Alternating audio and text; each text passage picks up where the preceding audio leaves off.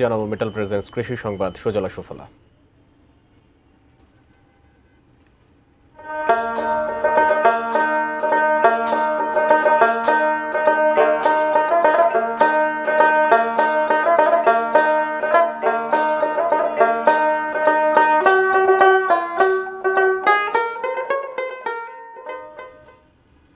বগুড়ার কৃষকদের গোলায় উঠেছে আমন ধান।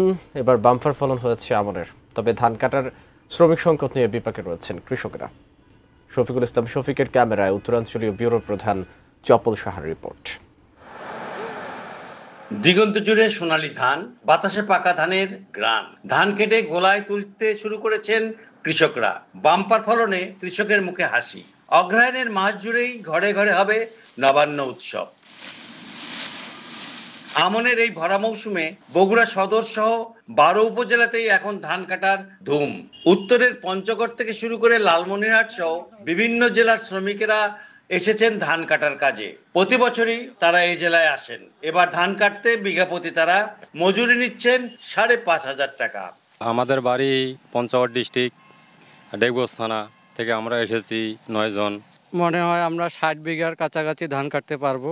এটা মিনিমাম 25 দিনের মধ্যে কমপ্লিট করতে চাই। সিলার থেকে 25-30 হাজার নিয়ে যাওয়া যাবে। তবু পর্যাপ্ত নয় ধান কাটা শ্রমিক। মেশিন দিয়ে ধান কাটা ও মাড়াই করছেন অনেক কৃষক। ফসল মোটামুটি অনেক ভালো হয়েছে বারবার চাইতে। আমরা আশা করি যে এবারকার ফসল আমাদের বিঘা প্রতি 18 থেকে 20 মণ প্রায় হবে ইনশাল্লাহ। সারের দাম নিম্নস্তরে আছে বিদায় কৃষকেরা এবার অনেক লাভবান হবে।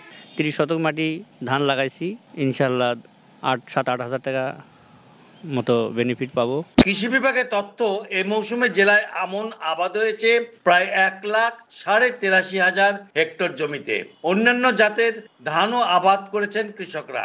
বাজারে ধানের দাম ভালো, লাভবানই হবেন কৃষকরা। বাজারে শ্রমিকের মজুরি আরও বাড়বে, শ্রমিকের সংখ্যা কমে আসবে। এক্ষেত্রে আমার বিকল্প হলো যন্ত্র। মাঝখানে কিছুদিন বৃষ্টি হয়েছিল, কিছু জমি তারা আমন ধান নুয়ে পড়েছিল এবং হেলে পড়েছিল, এবং পরবর্তীতে আমরা তাদেরকে আটি বেঁধে দিতে বলেছি।